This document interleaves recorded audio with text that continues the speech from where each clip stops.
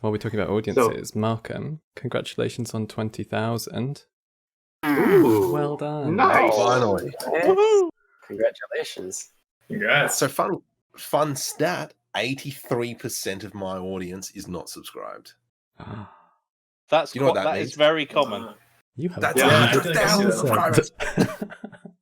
You know, if you could just rope them in and get them to hit subscribe, it would be awesome.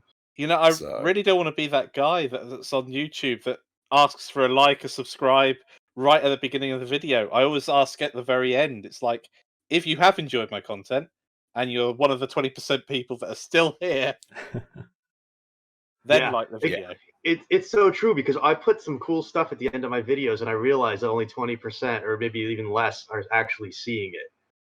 You know, and that's where I put my like and subscribe, and that's why I say, hey, it's on Patreon or whatever. And I realize, like, why do I have like 40 Patreons? I love them all, but I'm like, no, like you're not getting signups, and then you watch other people, and like right at the beginning, they're like, hit like, subscribe, hit that bell notification, and sign up for my Patreon, and send me your firstborn. Like, okay, I'm not doing that. Maybe I should do that once in a while, just once in a while. But I don't want to be the guy either, right? There was one video where I did the breakdown of the Blender splash screen of Ian Herbert's video file. And I think about the 2-minute mark is obviously where people drop off. At that point, I'm like, there's a really cool Easter egg. And I zoomed in on one of the parts and just put the like button there. And I'm like, press the like button. Awesome. Yeah, I remember CG Matter used to put, for a while, he was putting these like I wish you were here. He's putting his 1 second flashes, not even a second, it was like a split second, like one frame of like some like all this like text, and like it was like the Easter egg frame, and people were like, you know, and it would say like comment if you found it. So he was getting people to like go back and go back and go back and just racking up views, and it was just genius stuff. Yeah. And I don't know if it helps, but what's that? It's all about the retention. Retention. Yep. All There's about the retention.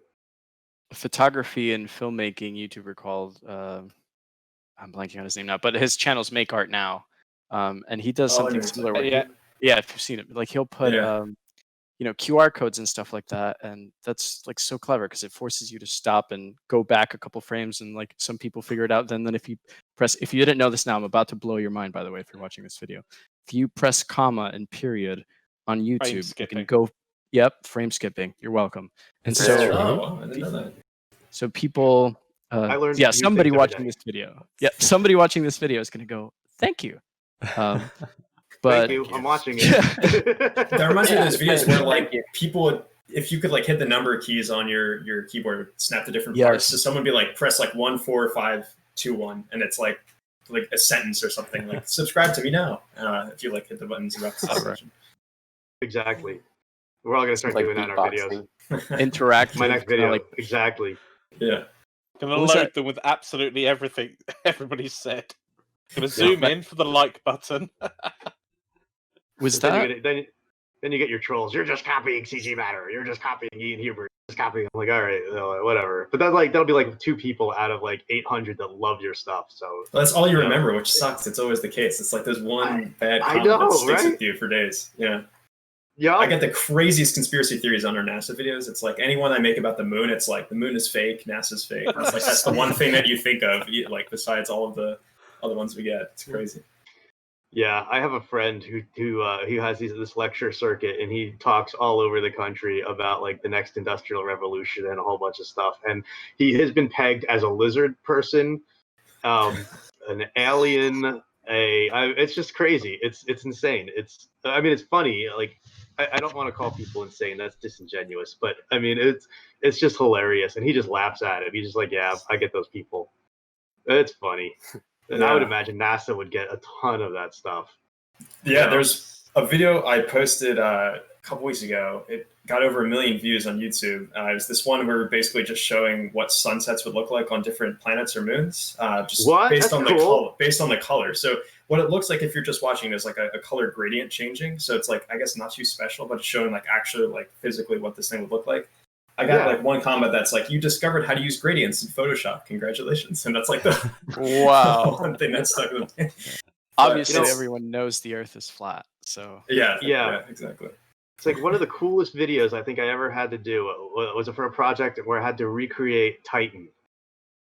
And Titan apparently has it's one of the moons of Saturn, and it has apparently these like these methane lakes, and so that bleeds into the atmosphere. So I'm trying to figure out what the scattering would look like on that planet, being that the sun is so far away. I mean, it's a lot further away from Saturn than it is from us, and like then what the quality of light would be coming through the atmosphere, what the scattering would be. I mean, it was just like it was one of the coolest projects I ever had to do, and it was like when you just said that, it reminded me of that. I was like, that's so.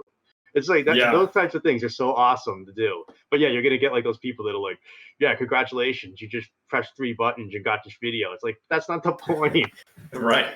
The point is we figured out the color spectrum and the Rayleigh scattering when it comes through the atmosphere, like, and we displayed it for you, so you don't have to guess. I don't know.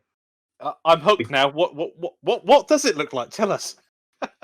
Yeah, don't leave us Yeah, out. yeah, it's pretty great. I can I guess put the link, see if I can pull it up. But yeah, it's pretty crazy. Like the colors are pretty spectacular. Like for Titan, for example, yes, it's like kind of hazy orangish color. It looks pretty wild. Yeah, that's what we ended up with. Yeah, it was awesome, and like Venus was completely different too because of the sulfuric content. I think in the atmosphere was something. It was like very yellowish or something. I can't remember what it was, but it was cool to like do. Yeah, I want to check that out. If you post that link to the Discord, it would be really cool. I'd love to see that. Yeah, or I'll find it. Yeah, it's like put the video and it's got a link to like the actual data that goes into it if you want to like play around with it and see kind of how it works too. Oh, that'd be awesome. I love it. Put this links in. It's a great example of where the journey itself is the fun part. As you said, the color gradient at the end is just way, but actually getting it to work. I've played a lot with Blender's physics system, and half the fun is just getting the system set up. And it's half the pain as well as getting the system. I was going to say the other half of the fun's waiting for the simulation. Yeah. Exactly. It was like one thing I did recently. I think it was like yesterday when I released a video that was, and at the end I had copied a scene like from one of my favorite books, The Great Gatsby, and it was done I think it was done in the movie too. It was just like the Daisy's little green light that Gatsby always stares at the end of the dock. And so I just like recreated it in Blender, and I'm like, I just got to do this quick because I need something for the end of the video. And I was like, oh, all right, I'll just use. And I remembered that I like done this volume trick with a light, and I was like, let me use that, and it worked, and it totally worked. So I did this Musgrave scatter inside the volume, and I put a little point light in there with like 15,000 or 1500 or 15,000, and the Musgrave was like enough to obscure it, but then like it would like come into focus, and then the light would like bloom out, and then it would like go back into. It was really kind of cool, and I was just playing around. And that was like the coolest part was the journey, just playing around and being like, oh, wow, all right. I had like an idea of what I wanted, but I'm like, how would I get there? And so I was like playing with a number of different things, and it worked in Eevee. And I'm like, this was great. And it's just fun. That's the journey. It took me all of like 15 minutes, but I was like, this is great. I think that's one of the great things with like shader art things. Like I make a lot of shaders that aren't very useful, but it's the thinking of the process to get through it, to get to a weird result that you think you might be able to get, but you're not 100% sure. And then like 4 hours later, you have something that's kind of serviceable. That's just, I mean, hitting render, leave it, take it or leave it, I don't mind. But the getting there, that's the fun bit. That's the interesting bit. And a lot of the time, it's the failure that you learn from. You're like, okay, like if I combine those two nodes, I get absolute garbage. Yeah. Yep. And that shader stuff is wild, man. I mean, the stuff that people are doing on the shader, on a shader front is great. And then people will be like, well, why don't you use Quixel? Why don't you use just mega scans? It's like, well, it looks real, but when you go in super close, you better have a lot of texture resolution if you need to ever go super close. Yeah. So there's all sorts of tricks. Licensing.